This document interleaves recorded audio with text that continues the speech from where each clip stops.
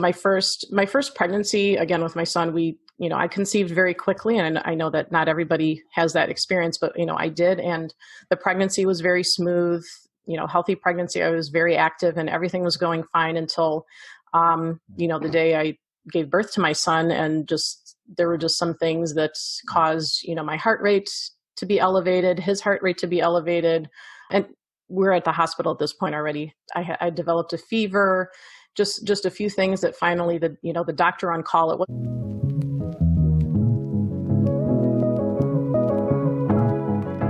Hey mamas, welcome to the More Than a Mother podcast, where we believe you can pursue your dreams and be a great mother at the same time.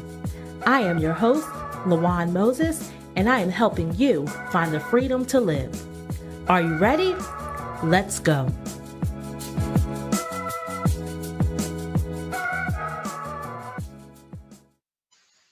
Hey friends, welcome back to the More Than a Mother podcast. This is your host, Olena Moses, and I am back with you again for another great episode. If this is your first time listening at More Than a Mother podcast, we are helping moms to create a life outside of motherhood without sacrificing their family time. We believe that moms can pursue their dreams and be great moms at the same time. My guest today is Olena Danko of Csection Strong. Olena joins me to share how her own birth experiences brought her into business, to building Csection Strong blog and podcast, where she features individual stories of women from all over the world who have experienced all different types of cesarean births, ranging from traumatic to very little pain. At Csection Strong, her aim is to showcase authentic stories of real women in their own words and their own views on what their experience was with their C-section. Let's dive into my interview with Olena. Hi, Olena. How are you? I'm doing great. Thank you so much. Hope you're doing well. I'm doing well. Welcome to the More Than a Mother podcast. I am so glad to have you here with me today. Before we get started, could you introduce yourself to the audience? Sure. My name is Olena Danko. I'm married to my husband. It's been just about 6.5 years, and we have 2 sons. My oldest is 5.5. My youngest is 2.5. I live in Northeast Ohio, and I am a registered dietitian, although I've been a stay-at-home mom for about 5.5 years now. I haven't worked outside the home since my first son was born, but that's a little bit about me. Well, that sounds great, and I can't wait to dive into more of what you're doing and your story and everything that you have going on. So at More Than a Mother podcast, we believe that you can be a great mother and pursue your dreams at the same time. However, we all have a story that has brought us to the point that we are in life today. So before we get started talking about all the great things you're doing today, can you just share with us, what was your aha moment or that moment in your life that led you on the path that you're on today? Oh gosh, I feel like it's not necessarily one specific thing, but a series of things, but I'll try to make it as brief as possible. I graduated undergraduate school, and my whole goal was to go into the field of science in some way, one way or the other, not medical school or anything like that, but I was very science focused. But then about 3/4 of the way into my undergraduate career schooling, I just had a very strong urge and desire to pursue cooking, the culinary world, specifically pastry and dessert. So I did graduate with a bachelor's degree in biology. And then right after that next fall, I enrolled in a local culinary and pastry school and, went in full speed ahead, completed that program, and I loved it. And so I worked in the restaurant industry locally for, a good 3 years, I think. And it was something that I was so passionate about at the time, and I loved it. But in the back of my mind, long-term, I knew it wasn't the career I wanted long-term if I ever wanted to have a family. I mean, I know lots of women do it, but it's just the long hours and the work, it just wasn't something I wanted to do forever. Right. So it did get to a point where I'm like, what, I want to get out of this field in this capacity, but still, I loved food, I loved science, I loved nutrition. So I ended up going back to school to pursue a master's degree in nutrition and dietetics, and also completed an internship to become a registered dietitian. And I worked in the hospital setting, so a clinical dietitian for about 2 years. But my whole goal also at that point was to have my own business. So my goal was to have like a virtual online business for nutrition counseling, nutrition coaching as a dietitian. I didn't necessarily have a focus at that time. Okay. That was the whole goal, because again, I eventually wanted to have a family if it worked out that way. During that time, and again, pursuing my master's degree in the dietetic internship, I did meet my now husband, and we eventually got married, and I was pregnant with my first son fairly quickly. And now I'm going to fast forward this really a lot because it's going to turn into a story that's too long. But again, so we came to the decision that, once he was born, I was going to be a stay-at-home mom. But again, the goal being, once I was ready, I was going to, pursue my online nutrition business and, get that up and running. And it just, I definitely worked at it, but it just really didn't take off. But now looking back, I think that part of it was that it wasn't like, it was something that I felt like, oh, I can do this, but it wasn't like a true passion I felt. Okay.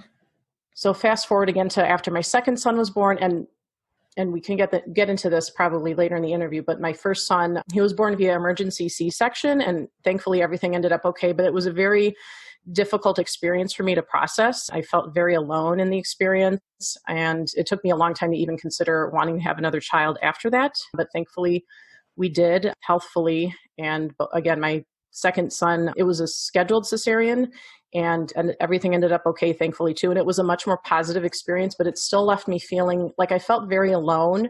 Okay. I didn't feel like there was a lot of support I could turn to to other moms who, went through something similar, whether it was an emergency cesarean or a scheduled one. Like, I just felt like I wasn't finding that community with those moms specifically. So in this, during this time, I was still kind of, working on some sort of nutrition business. I was working with a business coach at the time, and it was in the summer of 2018. We were meeting at an in-person mastermind with the small group of us that were in this mastermind together. And we were going around the room telling about our, not only business goals, but just like big dream goals, like that you would love to accomplish in your life, or just something that you want to do, even if you didn't know how it was going to, happen. And I wrote down what I wanted to say, and it took a minute or so for me to get it out of my mouth, but it was that I wanted to create something, and I didn't know what at the time, something to support other moms who've had C-section births. Okay. It was a very powerful moment for me because like I had never talked about it with anybody before that. I cried the whole time I let those words out of my mouth. And when we left that in-person gathering, I still didn't really know like what it would look like. But the real aha moment to where I am today is, number one, that like it doesn't look anything like I thought it would. And it came from two experiences it came from my birth experiences, which again, I would have never pictured happening, and a huge moment of vulnerability, I guess.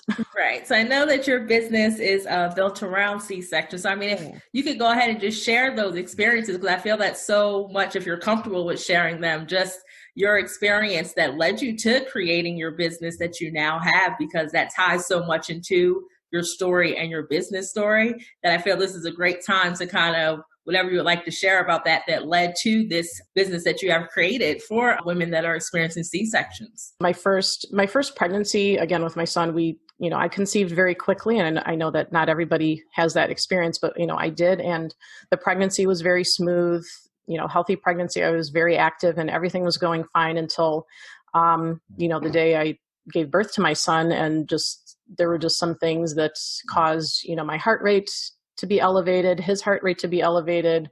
And we're at the hospital at this point already. I developed a fever, just a few things that finally the doctor on call, it wasn't my normal doctor there at the hospital, but it was the doctor on call who, made the decision that, if nothing changes with both of you in the next, hour, and I don't think it was even an hour, then we'll have to have a C-section. And I mean, I felt devastated at that time because, I mean, in the back of my mind, I don't know about everybody, but I feel like most women aren't expecting to have a C-section with their first birth unless it's, for medical reason, they're scheduling it. So I thought, okay, sure, I know this could happen, but it's not going to happen to me. That's not how I'm going to birth my baby. And when the doctor told me that that's what had to happen because otherwise, we were both in some danger. So yeah, it was a very devastating moment at the time. I was very terrified. I am a spiritual and religious person. And I just remember thinking like, just please, I know I'll get through this, but I don't know how, but right. I'm putting my trust in you. And thankfully my husband was extremely supportive. I think I remember calling my sister and just telling her what was going on and to have her call my mom and just let her know. And so, I mean, everything ended up okay. Thankfully, they had to do some extra checks on him, but he didn't end up in the NICU or anything like that. So I was so thankful for that, of course. But again, the experience just totally, I felt like I was run over by a truck. I mean, the physical recovery, of course, but that was just that just scratched the surface. It was really the mental and emotional impact that it had on me. And, the medical staff was great. My husband was extremely supportive. My family, my sister, I'm very close with my sister.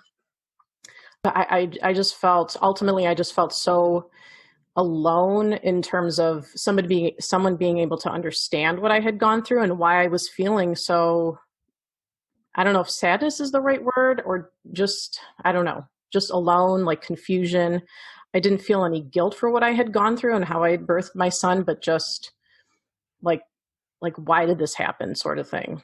Do you want to connect with me before the next episode drops? I invite you to head on over to Instagram and Facebook and follow me and make that connection today. You can find me online at More Than a Mother Podcast and also on my business page at LaJuan Moses. I can't wait to have you as a part of my friendship community. After all, just like you are more than a mother, you are more than a number and you are more than a follower. We are truly building relationships and connecting on genuine levels. So I can't wait to see you over on Instagram and Facebook. Right, because we can find ourselves asking like, why did this happen? Because we plan, like when we get pregnant, unless it's like already planned ahead of time, nobody's really saying I'm going to have a C-section. So I mean, it's almost natural to experience kind of those feelings like, why is this happening to me? What is this experience? Mm-hmm. What am I to learn from this? Right. And so it seems like through your experiences, you learn some things and you learn how you felt. And what was the motivation that put you on the path to start your business around C-section? If you would like to tell us about your business right now. Yeah. So again, as I mentioned earlier, what really planted the seed in my head that I could actually, this could actually be a viable business was, again, as I was still working with my business coach at the time. And, initially I was like, okay, this is great, but I don't what do I do here? Like, how does this become something? So, after thinking about it just for a few weeks and, she gave me a few ideas. So, and I didn't want to be like the face of the business. I wanted it to be very much behind the scenes, at least initially. And it was just going to really start out as a passion project for me because I also didn't want to put any pressure on myself. So it really started with, I wanted to share other women's birth stories, women who had C-sections. So share as many of those as I possibly could just to show other moms who've had C-sections that they're not alone in their experience. Every birth is unique, of course, but there's things that can, tie, moms together. And so that was the biggest thing and the first thing that I started doing. And I officially launched, my business is called Csection Strong. I should have mentioned that. I launched Csection Strong in November of 2018. I think the day or so after actually my oldest son's birthday, after his 4th birthday. So it worked out really nice. I kind of planned it that way. But yeah, just sharing those birth stories of moms who've had C-sections weekly. And I'm still doing that today. And I could probably share, so other moms submit their story to me and I publish it on my blog and share it on Instagram. And I have so many that I could probably be sharing 2 a week right now. But it's wonderful to see and sharing, so sharing their birth stories and providing a space mostly on Instagram, but also in a private Facebook group of just empowerment and encouragement and support for moms who've had C-sections. And providing them or guiding them to the right resources, when I'm not able to provide them the right information. So that's it in a nutshell. Well, and that's really good to have that community, because it's so needed, and it takes away that feeling of you're alone or that no one is going to understand. Because, I mean, when we tell our stories, we realize just how many people may have something similar that has happened to them. So you kind of build up that sense of community. So what do you feel has been like, what have you learned or through this community of moms that you're sharing their C-section stories? Are you seeing like any common themes or anything that's resounding within this? Yeah, I would definitely say I'm definitely seeing that, people before they found C-Section Strong in the community and what I provide, that they'd felt alone, like they had nobody to turn to, and that their birth experience that somebody else experienced, maybe not 100% exactly what they did, but similar to what they did, so they can find other stories to relate to. And then you have, moms who, there's plenty of moms who, still have some negative feelings around their C-section birth, but then there's also a small portion, and I'm sure there's more that that are going to come out, but that they really felt great about it from the beginning. And they want to be able to say that, yeah, this is how I gave birth. And I have no negative feelings about that. And I'm so happy with my experience. So I think I'm seeing, a little bit more of that as this progresses too. But yeah, I think the biggest piece is that they feel like they have a place to turn to for support, especially if it was an unexpected C-section, and that they're not alone. And that's good. And I mean, sharing those positive stories, and then you have the ones that may have had the negative experience. Mm-hmm. I mean, kind of uniting those two can kind of give hope to those that had those negative experiences, to kind of help them work through those feelings and realize that it's okay to have felt that way. And you're providing that platform, that safe platform for them to talk out their feelings and what they're going through without feeling judged. Exactly. Yeah. And and it's been, I've had I don't think any negative comments, very rare. I would say not even less than 1% as far as I've seen on my Instagram, in the comments and everything since I started this. I've been very impressed with, the comments back and forth between other moms, even if you didn't necessarily have the same experience or don't necessarily agree with everything. It's been a very respectful community, which I really appreciate. And that's what I want, because again, I know not everybody's going to agree necessarily with but it's everybody, it's your experience, it's your feelings about it. Everyone's feelings are valid. That's another thing that I always try to stress, that your feelings are valid. And, you could also be feeling more than one feeling at the same time, happiness, some grief that you didn't have the birth you initially thought you were going to have, those kinds of things. Right. And that's really important, just validating those feelings, because a lot of times people feel like they don't have a right to feel a certain way. So when you kind of validate those feelings, it's like, it's okay. And building that community also, that was one of the reasons I started this podcast, because motherhood is just universal and we all have different experiences, but there are a lot of common themes in motherhood. So I can definitely relate to building that community, which is so important, especially among mothers. Yes, absolutely. So what is it like for you being a stay-at-home, work-at-home mom during this time? It's been challenging. I should say that I recognize that I'm fortunate, privileged with my situation. I've been a stay-at-home mom and not necessarily had to go out and find a job outside the home, but it's also been very, very challenging. My boys were, prior to the pandemic going on, they were in daycare and pre-K 3 days a week. So not the full week, but a little over half of the week. And so I had uninterrupted time to be working on my business. And I think this is the start of week 10 that they've been home. So it's challenging. The most challenging thing is the 2.5-year-old.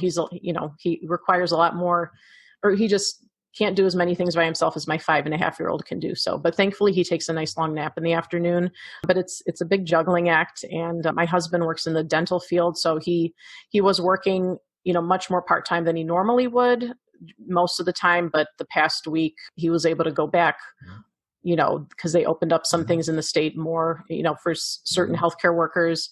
So he's gone more now than he was in the beginning of all this. So yeah, it's challenging, but I'm also, I'm trying to give myself grace, Right. give my kids grace, because I know they're going stir crazy too. And I know my older son, he really misses his pre-K, and they've done a few little virtual things, but yeah, and it is a juggling act at this time. I mean, moms all over the world are experiencing this juggling act of how are we working and getting the things we need to get done while also being homeschool teachers and daycare providers and those type of things, because those little resources that we may have had, even if it was just a few days a week, there was still that little reprieve that you have. But now we're in this juggling act. So what do you think is helping you the most to juggle things right now? I hope you are enjoying this episode as much as I am. Before we dive back into this great episode, I just wanted to take a moment and answer one of the most frequent questions that I get asked all the time. People are constantly asking me, Lawan, how do you do it all? You're working, running a business, raising a family, you have a podcast, a spouse, a life, and you are just doing all these things. Girl, I need to know, how are you doing it? Well, I'm excited to announce to you that I have put together a signature process for how I get it all done. My course, From Overwhelmed to Organized, Managing Family, Business, and All Things in Between, will finally answer the questions for you as to how I do it all.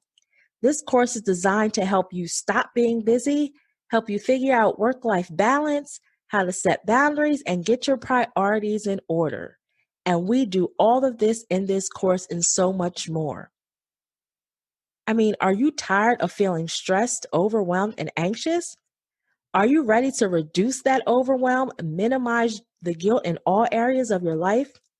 And how about that work-life balance thing that is just always there? Are you ready to stop struggling to achieve it and instead find a way to create a plan to become more productive and less busy? Because time is of value and I don't want you wasting any more time spinning your wheels, I put together this course to help you dive through and answer all those questions and come up with your own process to get it all done. That's right. I do this every day. I do it all the time. I would not teach you anything that I have not actively done myself.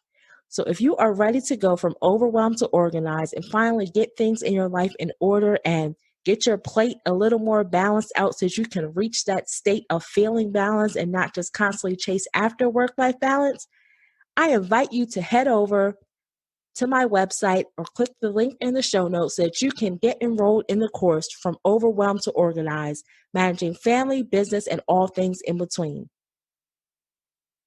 I can't wait to see you inside the course and take this journey with you. This course is truly life-changing. It is a process that you can use over and over again.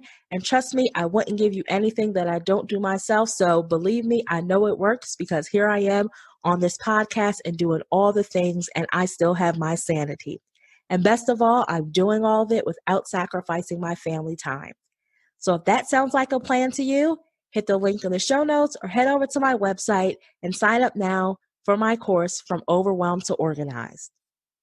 Now back to this great episode. Gosh, and when I say juggling, I really mean juggling. There's no balance. There's no balance. Gosh, what's helping me the most? I mean, I'm trying, with as far as my business is concerned, I'm trying to focus on the things that matter the most to me. And that is, getting those weekly stories out and, posting on Instagram at least twice a week. Ideally I want it to be more than that, but I'm focusing more on quality over quantity. And I don't know if I mentioned in the beginning, so I also launched a podcast for Csection Strong in January. Okay. So the Csection Strong podcast, and it's definitely been challenging to, be able to interview people and edit, because I do all of the editing and everything myself. So that's been challenging, getting, as uninterrupted time for the podcast. So again, I'm focusing right now on quality over quantity. And, I was getting an episode released every week, and it's looking like every 2 to 3 weeks now. So again, just focusing on the things that matter most to me right now in my business, which is again, the weekly stories and the podcast, every couple of weeks. Right. And I think focusing on what matters really is what's important right now, and that quality over quantity, because we're not in a normal time. So it's really about what are those things that matters, and it's requiring us to adapt and pivot and really just focus on the important things in life. So we may not be able to keep up with the schedule we had originally set, but I mean, as long as we're still doing some type of work in the areas, that's kind of how you start to juggle things. And as you said, there is no balance. It's all constantly a juggling act. Yes. Some things require more of your time at different times than others. So, I mean, it is that juggling, finding out what works for you. And I think that tip of focusing on what matters is really, that's a great tip and really important. Yes. Yeah. So what would you say has been the most rewarding part of your life journey so far? I think realizing that, I don't know if like becoming a mother, gosh, I don't know how I want to say this. I really never would have expected, becoming a mother, and more specifically the births I had that led me to become a mother would have created or led to me creating this, this business, but I want to say more of a movement, even though, it's not like I have millions of followers on Instagram, but I really feel like it is a movement, and I'm hoping that over the years, it will grow into, more of a movement, because I think it's so needed. But just that, something so that I would have never, ever dreamed of having such an impact on my life, aside from, becoming a mother in general for the first time, or even every time you become a mother with your next child, that it would have led to this point in my career. And, I eventually would like to incorporate or use my, background as a dietitian too, some way in this, but like the main focus is, what I already described to you with Csection Strong, that, that's always going to be the focus. Yes. is the stories, is the community, is the, empowerment piece. So. Right. And all movements have to start somewhere. So, I mean, even if you don't have millions of followers, I mean, there's no telling what it can grow into. And just knowing that you're putting out there, making an impact on those that are following you right now, those that are sharing that stories, and providing that platform and that community. And there's no telling like where or how, what that will look like in the future. So that movement piece is definitely powerful. Yeah. And I want to add, if it's okay, that, hearing the feedback, I mean, hearing in terms of like, DMs I receive, or, sometimes it's an email, or in the comments of, the Instagram posts, just the impact that I'm having with this on other mothers. I mean, I would have never imagined that. I mean, it's very powerful to me, and it's humbling to me. I mean, again, I know I'm the creator behind Csection Strong, but it's really everybody else who's part of my community and who shares their stories and shares their, comments and vulnerability with their own birth stories that really make it, because without them, none of that would be there. So that's also a huge piece to that, is, a rewarding part of this journey.